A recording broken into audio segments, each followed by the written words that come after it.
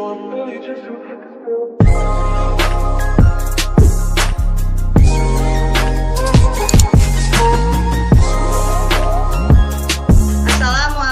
warahmatullahi wabarakatuh. Alhamdulillahirabbil alamin wa bihi nasta'in wa ala umurid dunya waddin. Wassalatu wassalamu ala asrofil anbiya wal mursalin wa ala alihi washabbihi ajmain. Amma ba'du. Selamat siang teman-teman sekalian. Selamat datang di webinar kali ini yang akan mengangkat tema tentang cara menghindari toxic relationship. Sebelumnya, kenalin nama aku Azmi Muharika, biasa dipanggil Azmi. Aku mahasiswi aktif di UIN Sunan Gunung Jati semester 5. Jadi, webinar ini dilatar belakangi oleh tugas ujian akhir semester yang mengharuskan saya memberikan penyuluhan. Nah, langsung saja. Di sini aku mau nanya dulu nih ke teman-teman sekalian. Ada nggak sih yang tahu apa itu toxic relationship? Ada yang tahu nggak? Kayak secara garis kasarnya aja gitu.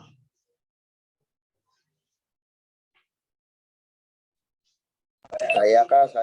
Pacaran yang beracun, Kak. Aku, Kak. Toxic relationship. Nah, sebelumnya perkenalkan saya lagi, memperkenalkan diri saya lagi. Terlihat kan share screen-nya?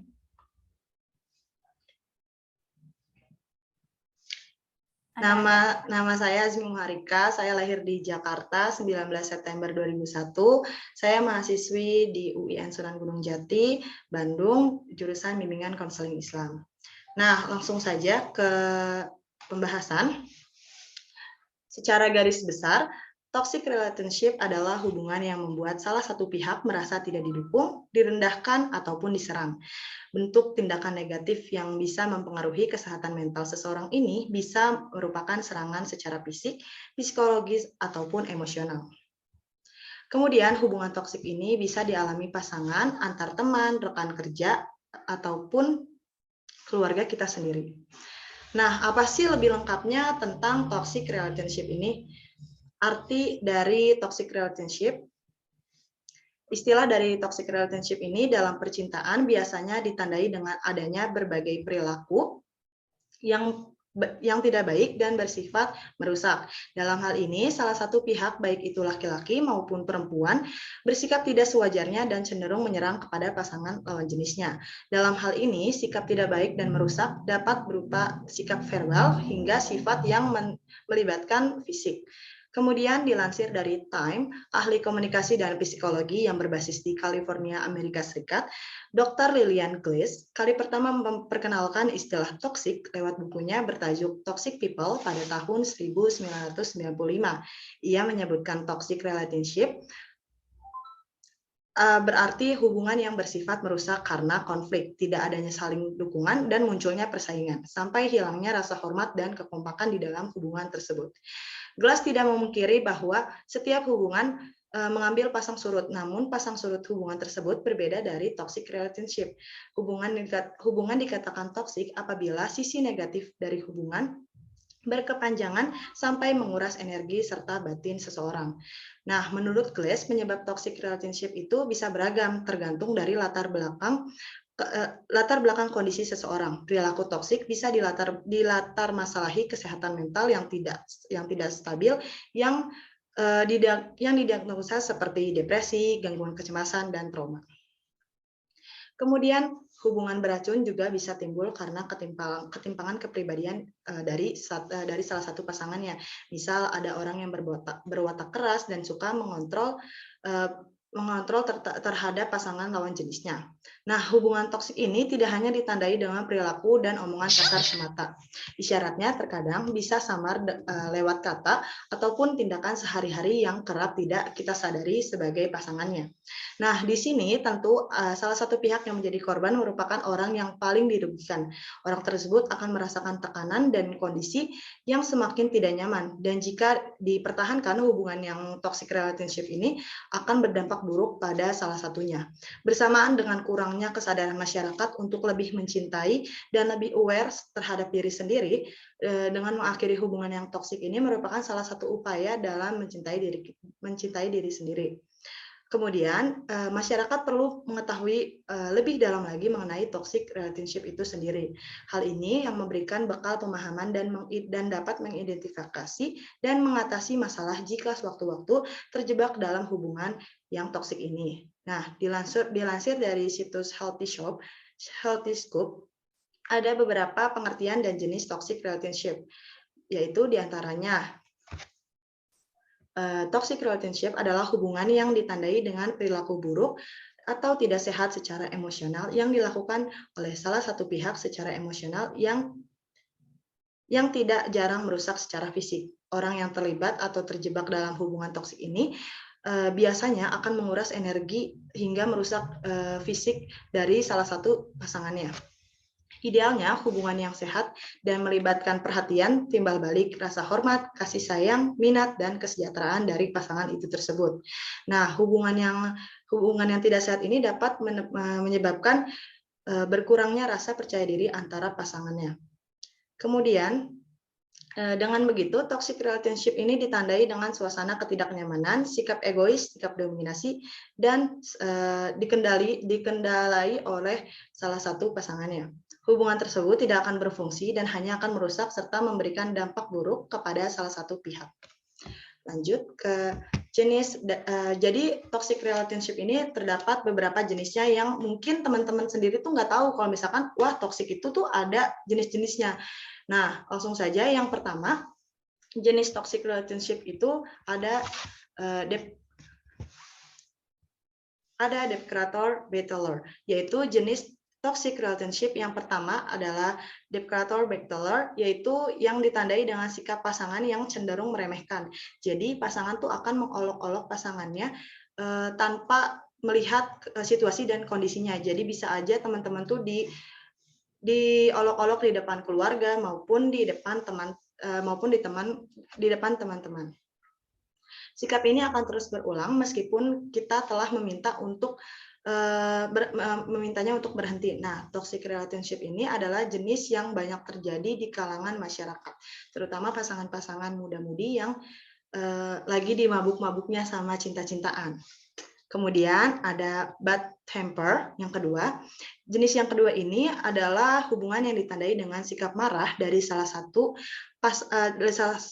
satu pihak hingga kehilangan kendali. Nah, di sini pasangan tersebut akan melakukan kontrol atau intimidasi kepada pasangan secara tidak sadar. Secara sadar. Orang yang memiliki sifat temperamen ini seringkali tidak diketahui apa penyebab kemauannya, sehingga secara tidak langsung akan menyebabkan pihak lain atau pasangannya terus waspada dan menjaga agar tidak memicu ledakan amarahnya. Jadi jika dibiarkan secara terus-menerus, hubungan ini akan mempengaruhi kesehatan emosional dan fisik dari korban. Kemudian yang ketiga ada guilt inducer, yaitu jenis toxic relationship yang memberikan tekanan pada salah satu pihak serta menimbulkan rasa bersalah pada korban. Kayak misalkan biasanya nih jenis toksik ini terjadi pada pasangan yang punya komitmen kuat, sehingga salah satu pihak akan menjadi pihak yang merasa disalahkan dan akan merasa bersalah gitu. Jadi mendorong dan mengontrol pihak yang merasa bersalah setiap kali melakukan sesuatu. Kemudian ada overreactor, yaitu jenis toksik yang ditandai dengan salah satu pihak bersikap secara berlebihan atau pembelot atau posesif. Nah, biasanya korban akan merasa seperti terintimidasi oleh pihak yang satunya lagi, dan biasanya korban tidak mengalami ketidakbahagiaan, sakit hati, serta emosi yang tidak stabil dan menyedihkan. Dalam hal ini, korban pada akhirnya akan menyesal jika terus menjaga perasaan pasangan dan mempertahankan hubungannya. Kemudian ada independent toxic control. Jenis toxic relationship ini adalah sesuai dengan namanya, yaitu independent toxic control, yaitu perilaku pengendali toksiknya, jadi menegaskan kemandirian yang dimilikinya. Biasanya orang yang seperti ini akan berkata, saya tidak akan membiarkan siapapun mengontrol diri saya. Dalam hal ini, pasangan akan mengendalikan Anda sehingga Anda tidak diberikan ruang untuk membuat komitmen atau membuat keputusan. membuat keputusan dalam suatu hubungan. Nah, bukan hanya itu, orang dengan sikap pengatur seperti ini biasanya juga cenderung tidak menepati komitmen yang telah dibuat pada saat awal berhubungan. Kemudian ada possessive toxic control. Nah, pada jenis ini hubungan yang ditandai dengan awal hubungan yang menghargai kecemburuan dan masih baik-baik saja. Jadi awalnya tuh cemburu tuh biasa-biasa aja, tapi lama-kelamaan nih yang possessive toxic control ini menyebabkan si pasangannya itu dihantui merasa bersalah apabila si pasangan ini membuat pasangannya itu cemburu. Nah, kemudian yang terakhir ada over dependent partner, yaitu ditandai dengan sikap pasangan yang pasif sehingga mengharuskan kita menjadi kendali yang membuat sebagian besar keputusan dalam hubungan yang dijalaninya. Mulai dari tempat makan, terus mulai dari kayak misalkan kita mau kemana nih, nah dia tuh pasif ke kita, jadi kita yang menentukan gitu. Itu namanya over dependent partner. Kemudian selanjutnya ada ciri-ciri dari hubungan yang toxic relationship. Nah, ciri-ciri ini biasanya tuh dalam menjalin sebuah hubungan, idealnya setiap individu akan saling menyayangi, kemudian akan saling mengasihi, kemudian akan memberikan rasa aman terhadap pasangannya. Namun, pada toxic relationship ini, salah satu pihak biasanya akan berupaya untuk mendominasi pihak lainnya. Nah, meskipun dengan cara memanipulasi pasangan untuk mengontrolnya. Nah, salah satu yang bisa dilakukan dalam mencapai hal ini adalah dengan melakukan silent treatment atau diam saat marah. Sayangnya, banyak orang yang tidak menyadari bahwa mereka sedang terjebak ke dalam toxic relationship. Nah, namun hubungan ini seringkali membuat salah satu pihak merasa tertekan, yang menjadikan toxic relationship ini tidak boleh dibiarkan berlarut-larut. Kemudian, selain dapat menurunkan harga diri, kondisi ini bisa merusak mental seperti kecemasan saat depresi, ditambah lagi beban mental ini bukan hanya beban mental ini bukan hanya tidak mungkin menyebabkan gangguan fisik, misalnya gangguan atau psikomatik. Ada juga beberapa tanda toxic relationship yang bisa kamu temukan jika kamu berada di dalamnya. Jadi misalkan teman-teman ngerasa kalau misalkan kok kayaknya hubungan aku kayak toxic gitu ya. Nah, itu sebenarnya nggak boleh juga sih dinyatakan self diagnosa. Jadi kita nggak boleh merasa hubungan kita tuh toxic tanpa kita mengetahui apa itu toxic relationship. Nah, selanjutnya ciri-ciri beberapa tanda dari hubungan yang toxic ini adalah yang pertama itu selalu dikontrol oleh pasangannya. Nah, tanda yang paling terlihat jelas dari toxic relationship ini adalah salah satu pihak selalu mengontrol pihak lainnya dengan kehendaknya. Sebagai contoh, misalkan pasanganmu akan memaksakan kehendak terhadap hidup yang kamu jalani. Misalkan kayak kita mau nih ketemu teman kita, tapi ketika kita izin kepada pasangan kita tuh kayak nggak boleh, nggak usah, kamu di rumah aja, kayak gini, kayak gitu. Itu termasuk mengontrol pasangan. Kecuali kalau misalkan dia tuh nggak memperbolehkannya karena hujan atau karena adanya kayak banyak kecelakaan atau peristiwa-peristiwa lainnya. Tapi kalau misalkan terus-terusan seperti itu bisa dinamakan toxic relationship. Kemudian yang kedua, itu ada sulit untuk menjadi diri sendiri.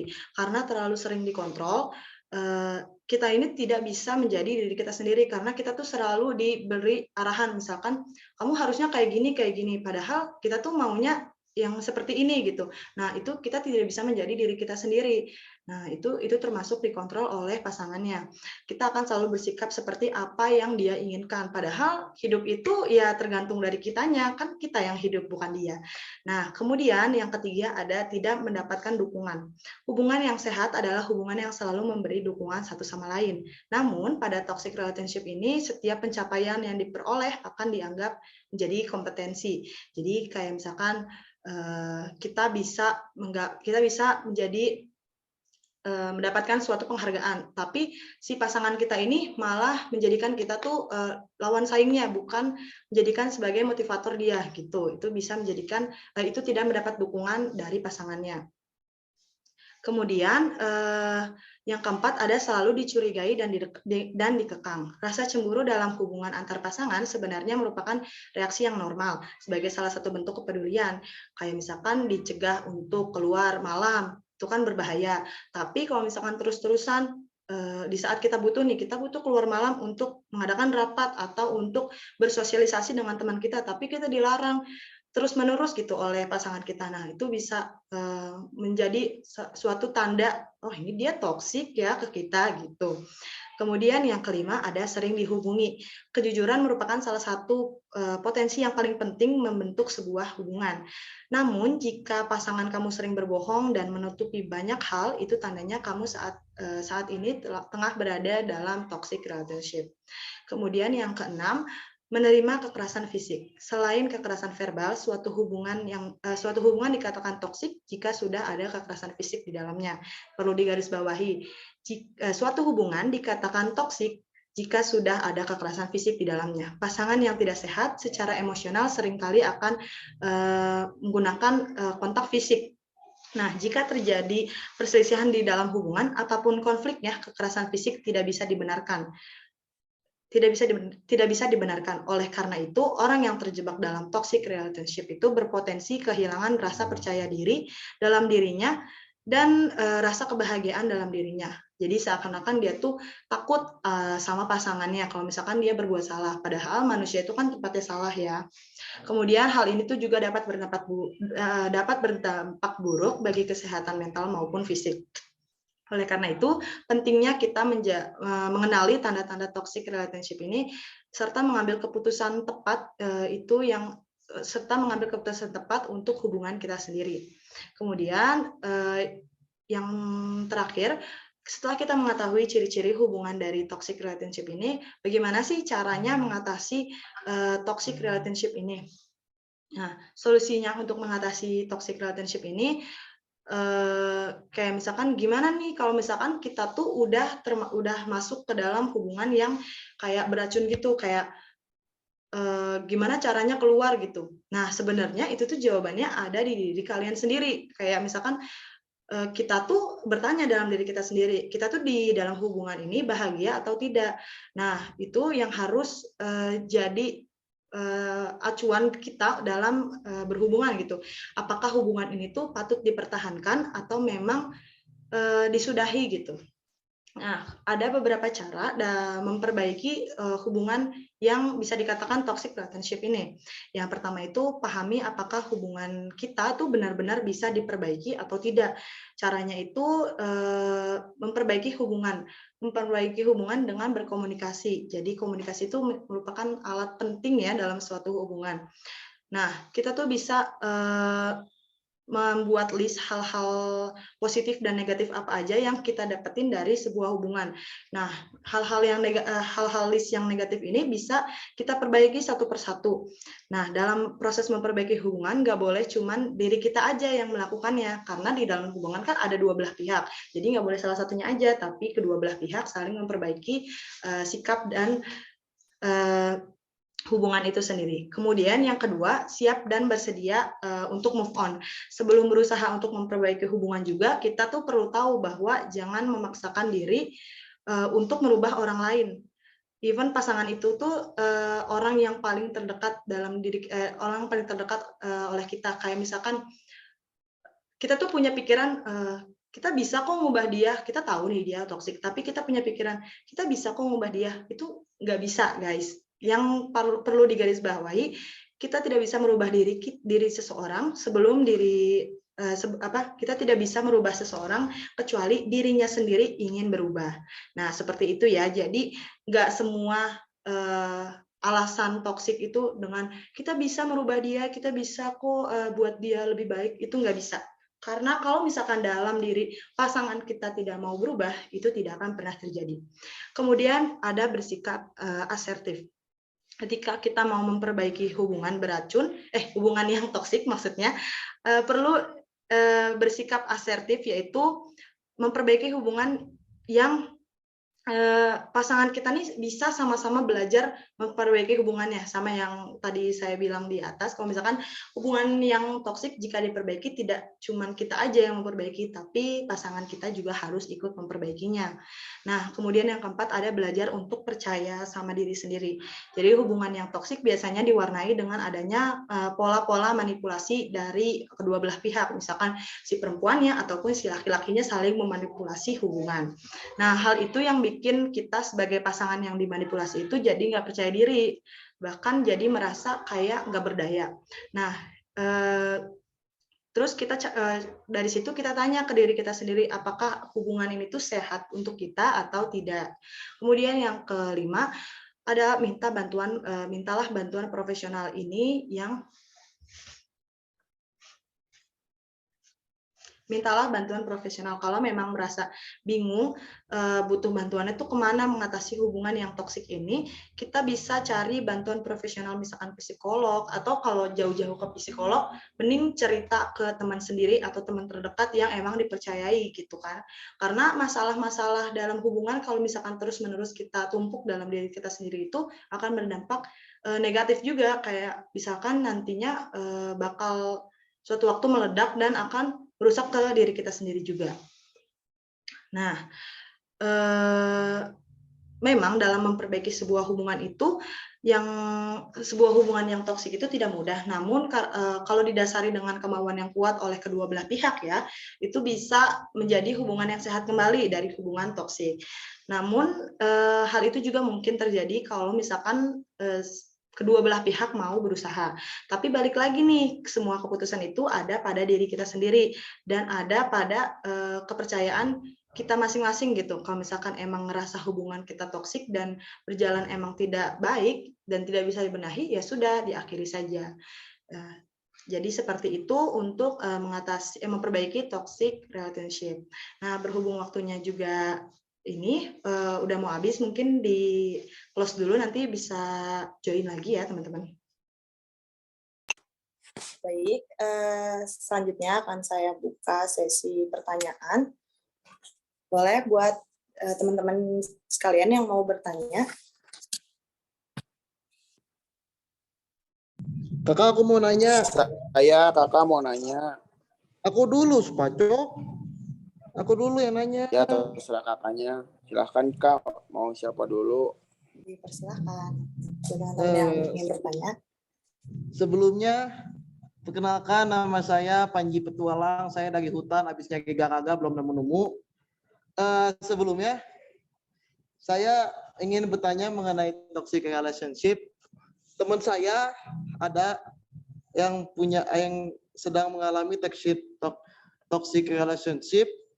Inisialnya Muhammad Lutfi Azri Saputra Muharja. Dia sedang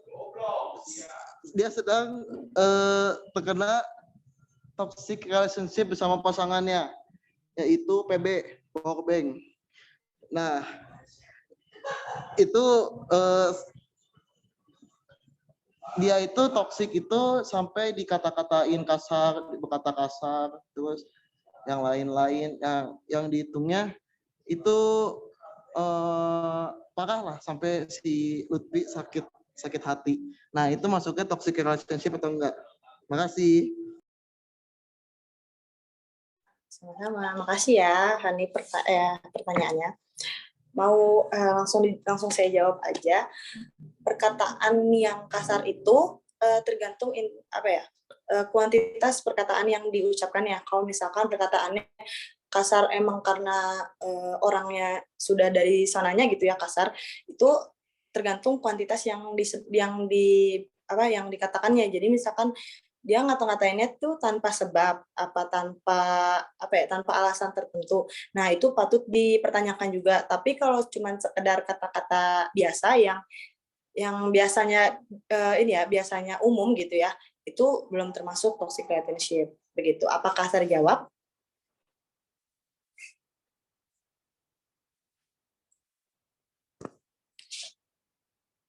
Bisa. Makasih Kak Admi jawabannya. Ya, sama. Selanjutnya, ini Karina dulu. Karina, Silahkan, ada yang mau tanyakan? Padahal saya duluan, Kak. Oh iya, gimana? Ini namanya susah banget ya disebutnya. Silakan tadi yang raise hand duluan. Enggak. Ya, apakah saya diperbolehkan ini, Teh? Ya, diperbolehkan. Saya ya, Ya, perkenalkan terlebih dahulu. Nama saya Supacok Saracat. Saya dari SMA 3 Hapnai, Thailand. Saya ingin bertanya perihal, jadi saya punya teman ya, inisialnya itu HP atau mempunyai masalah relationship. Jadi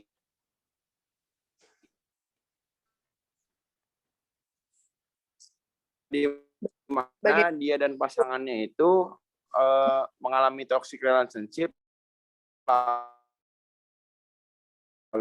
lalu bahkan si Hanif ini mengeluh ke saya ingin bunuh diri katanya.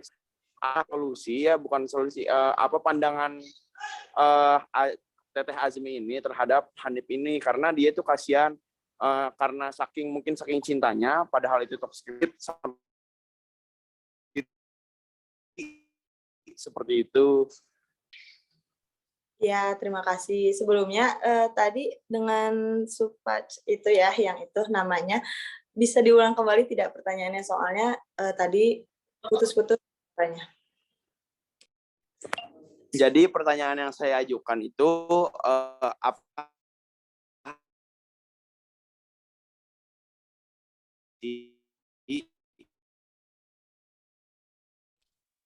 Maaf, masih putus-putus suaranya. pandangan dari Teteh Azmi ini terkait toxic relationship sampai pengen bunuh diri itu. Oke, sebentar Teh, mungkin bisa udah kedengaran belum? Sebenarnya masih putus-putus, coba bisa diulang kembali.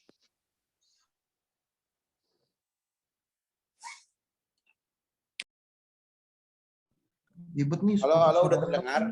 Oke, saya ulang kembali ya pertanyaannya. Dari perkenalan sebelumnya, nama saya Supacok Saracat, saya dari SMA 3 Hapnai, Thailand. Saya ingin bertanya perihal toxic relationship ini. Jadi saya punya teman dengan inisial Hanif Raditya Fajari. Jadi dia itu terjebak dalam toxic relationship ini. Nah, lalu dia itu diputusin sama pasangannya. Nah, akibat dari diputusin oleh pasangannya itu, dia ini hampir pengen bunuh diri gitu. Tapi karena mungkin saking cintanya ya gitu. Nah, saya yang ingin bertanya itu adalah adakah solusi atau apa pandangan Teteh Azmi ini terhadap teman saya itu, karena kasihan dia.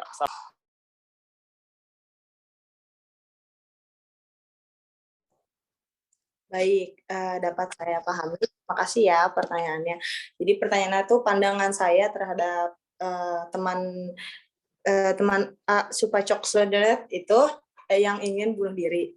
Nah, menurut saya dalam hubungan toksik yang berakhir dengan bunuh diri itu tuh suatu perlakuan yang terlalu sudah mencapai puncak dalam ketoksikan di hubungan tersebut. Nah, solusi kalau boleh memberikan pandangan, saya menyarankan kepada teman AA yang tadi itu untuk datang ke psikolog atau psikiater mungkin ya, karena ini mungkin sudah mencakup ke ranah psikolog, karena dalam toxic relationship ini biasanya memang ujungnya ini bisa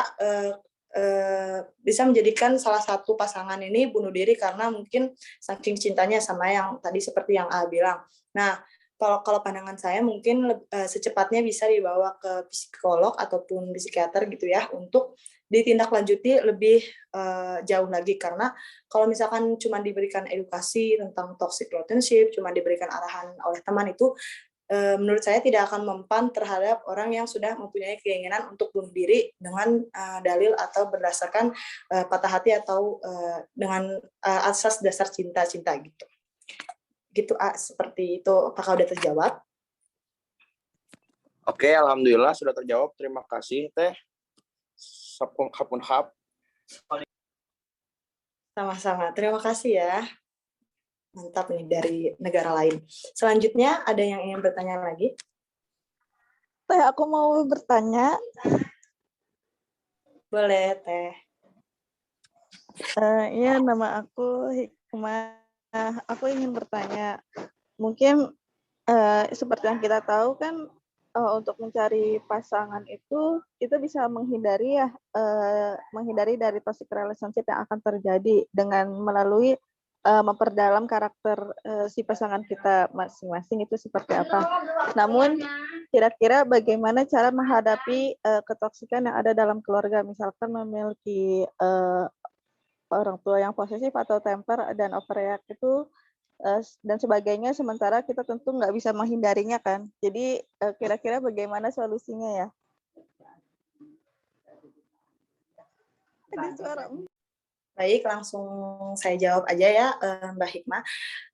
Dalam beberapa kasus, beberapa orang itu memilih untuk memutuskan kontak sepenuhnya diri dia dengan keluarganya.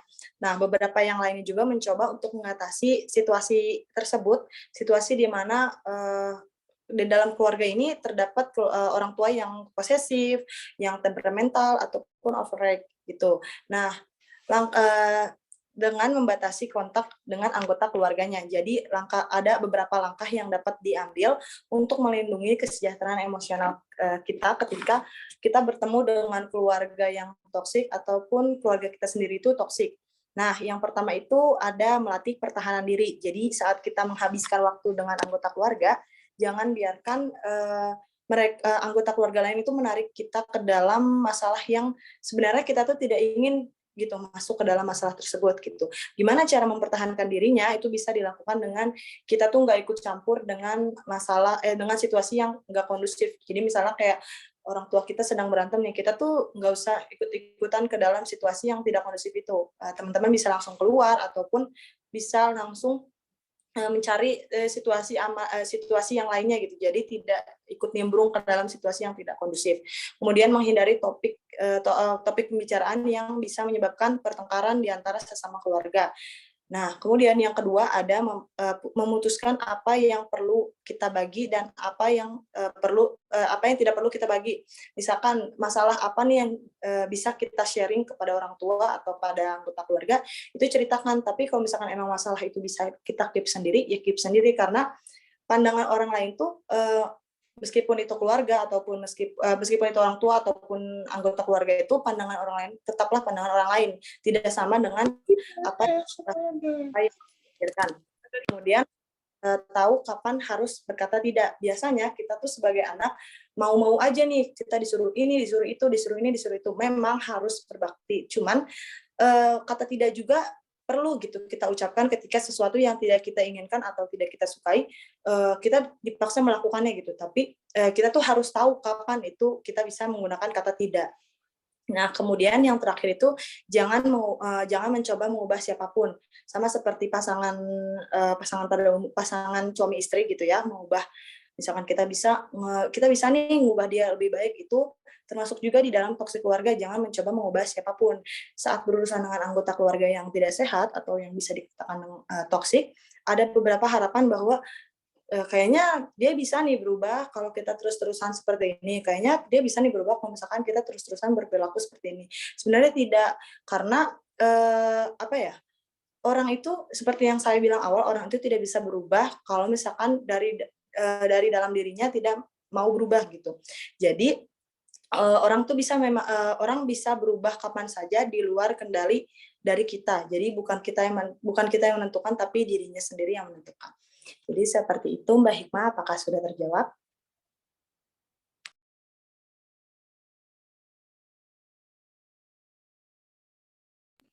Iya, sudah terjawab. Terima kasih, Teh. Nuhun. Sama Teh. Ya, untuk Teh Karina.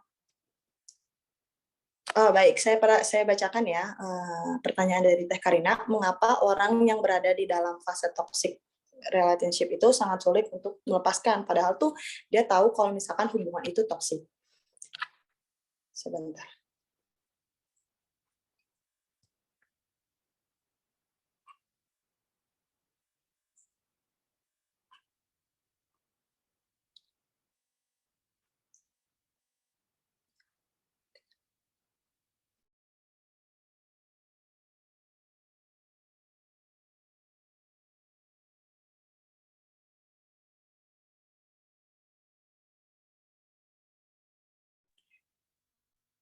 Baik, pertanyaan Teh Karina akan langsung saya jawab. Jadi mengapa orang yang berada dalam fase toxic relationship itu sangat sulit gitu ya untuk melepaskan, padahal tuh dia tahu hubungannya itu toksik. Nah, ada beberapa alasan yang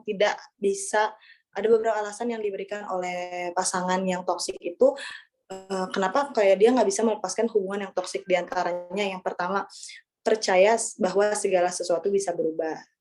Kayak misalkan banyak orang yang bertahan di hubungan toksik itu karena mereka mencintai pasangannya dan percaya bahwa dalam keadaan membaik, dan percaya bahwa suatu saat keadaan akan membaik gitu ya. Nah, mereka juga mungkin berasumsi bahwa perilaku tidak sehat pasangannya adalah pelampiasan dari keadaan sulit, padahal tidak, karena perilaku tidak sehat dari pasangannya itu berasal dari beberapa permasalahan yang terjadi dalam pasangannya yang melampiaskan ke dalam hubungannya. Nah, tidak jarang salah satu pihak di hubungan tersebut merasa dapat mengubah hubungan pasangannya menjadi lebih baik, padahal pada kenyataannya perilaku tersebut seringkali memburuk dari waktu ke waktu. Kemudian yang kedua ada takutnya penolakan. Alasan lain dari mengapa mereka memilih bertahan daripada meninggalkan adalah karena ketakutan akan penolakan di masa depan. Mereka takut jika perilakunya tidak dapat diterima oleh pasangan mereka yang akan membuat mereka ditinggalkan. Nah, kemudian pihak yang terjebak dalam toxic relationship ini sering menganggap kalau pasangannya yang terbaik karena bisa mengerti dirinya, padahal tidak seperti itu kenyataannya. Kemudian ada harga diri yang rendah. Nah, sebuah penelitian juga menunjukkan seorang yang berada dalam hubungan yang tidak sehat disebabkan oleh harga diri yang rendah. Setelah mengalami pelecehan dari hubungan toksik dalam waktu yang cukup lama, tumbuhlah pemikiran jika perilaku yang ia lakukan adalah pemicu hubungan yang tidak sehat. Merasa bertanggung jawab atas perilaku pasangan setelah sikap atau kontroversi yang tidak menyenangkan, pelaku terkadang akan membalikan keadaan dan membuat pasangannya merasa bersalah atau seolah-olah mereka bersalah, meskipun sebenarnya itu tidak. Perilaku ini sering berkembang secara bertahap sehingga sulit bagi seseorang untuk menyadari perilaku toksik tersebut. Kemudian yang terakhir ada takut kesepian. Nah, rasa takut apabila berada di situasi sendiri sering membuat pasangan yang tengah berada dalam hubungan toksik ini enggan melepaskan hubungan itu karena karena mereka berpikir lebih baik mempertahankan hubungannya. Nah, inilah yang terjadi oleh sebagian orang yang beranggapan jika lebih baik berada di dalam hubungan yang tidak sehat daripada harus sendiri. Padahal kenyataannya sendiri lebih baik daripada hubungan yang tidak sehat. Bayangkan saja, kita tuh sendiri bisa membuat kebahagiaan yang kita bisa ciptakan sendiri, misalkan kayak sama teman-teman atau kita me time gitu kan. Itu tuh bisa kita bahagia sendiri. Nah, gimana kita bisa bahagia kalau misalkan kita tetap berada di dalam hubungan yang tidak sehat? Itu kan pemikiran yang berpikir kita tuh takut gitu. Kalau kita mengakhiri hubungan ini, kita tuh bakal kesepian, padahal padahal mungkin saja kita tuh bisa lebih baik lagi dan lebih bahagia lagi. Nah, masyarakat juga memiliki opini yang jika seorang jalang adalah sesuatu yang negatif, padahal kenyataannya itu tidak seperti itu. Jadi masyarakat tuh beropini kalau misalkan jomblo itu kayak negatif, wah dia nggak laku, wah dia apa nih kok nggak ada pasangannya, padahal nggak seperti itu kenyataannya gitu. Teh Karina, terjawab tidak?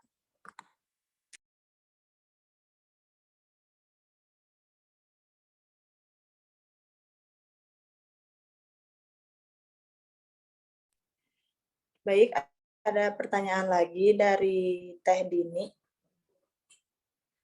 Oh ya, sama-sama Teh Karina. Dari Teh Dini, kenapa banyak orang yang bisa terjebak di dalam sebuah toxic relationship?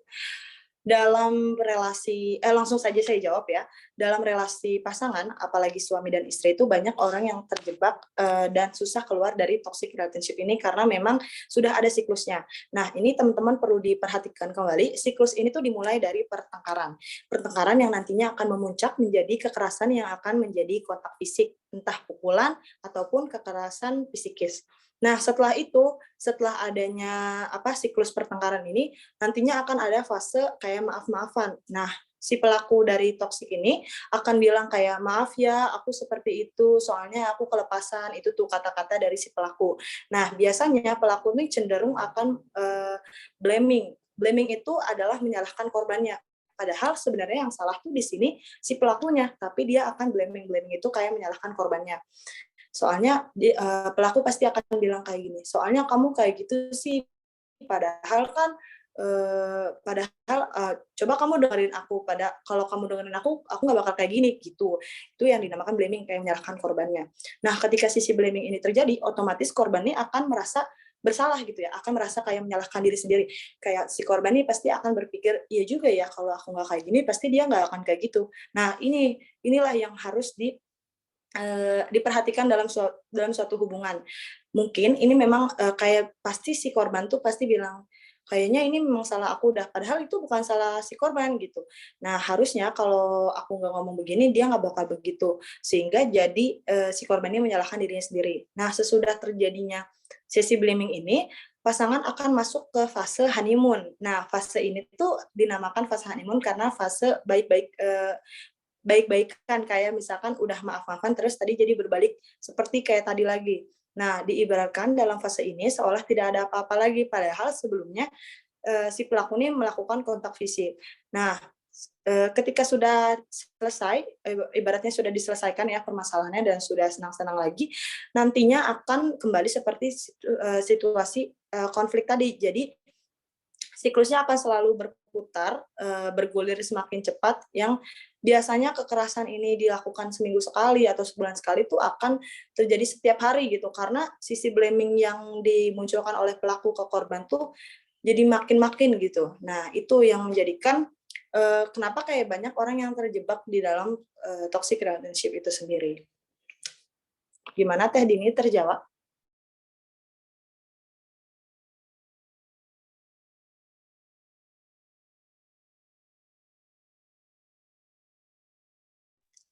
Baik, alhamdulillah. Ada yang mau bertanya lagi?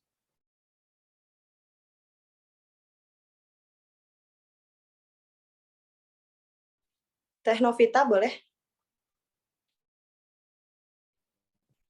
Iya, baik. Saya Novita ingin izin bertanya, bagaimana cara kita agar terhindar dari hubungan toxic relationship? Terima kasih.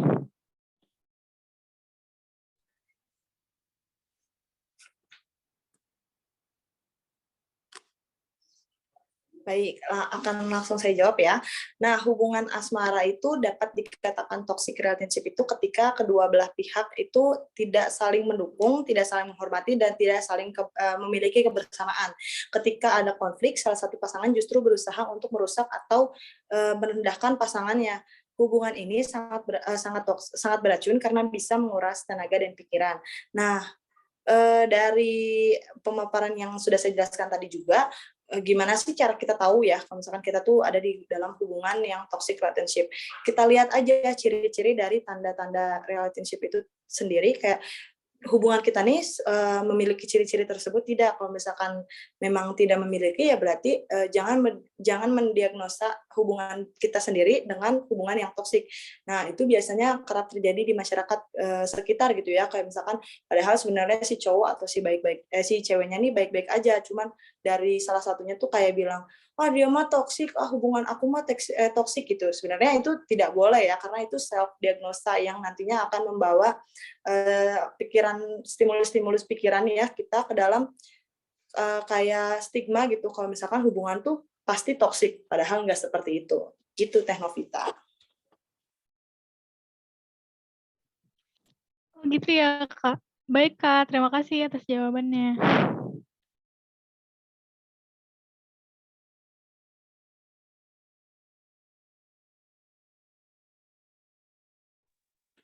Baik, sama-sama. Baik, ada yang mau bertanya lagi?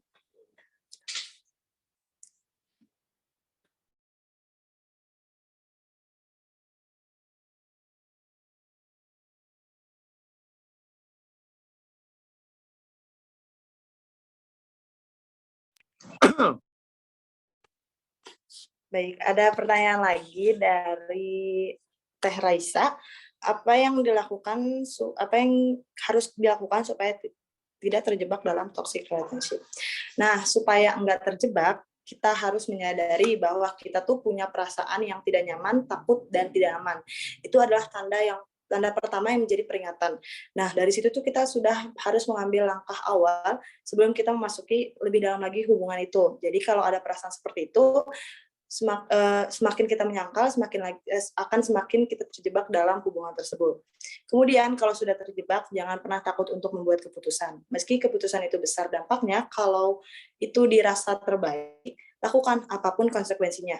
Mungkin kita akan merasa takut dengan konsekuensinya, tapi kita nggak akan pernah tahu apa yang terjadi setelah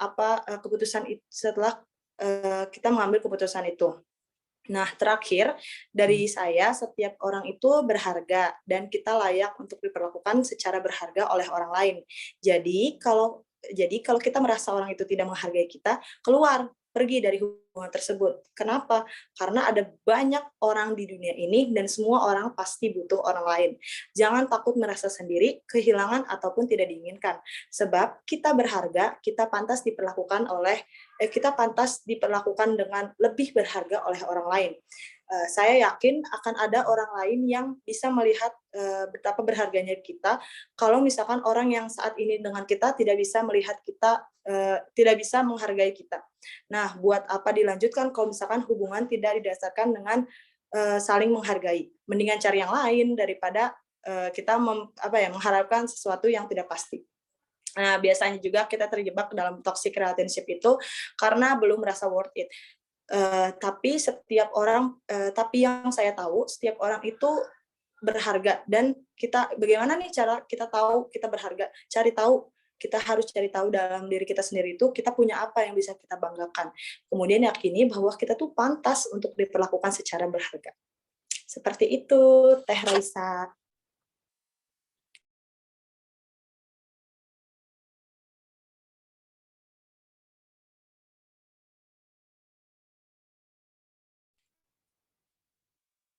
Sama-sama, Teh Raisa.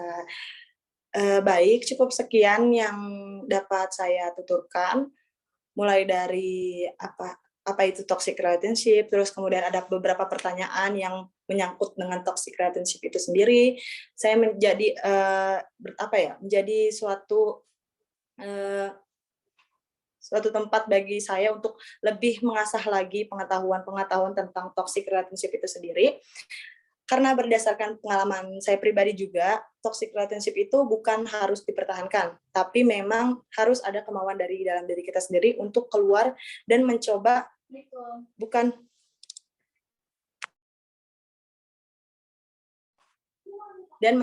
lebih baik lagi di kehidupan berikutnya, di hubungan yang selanjutnya. Tapi jangan menggunakan orang lain untuk melupakan hubungan yang toksik.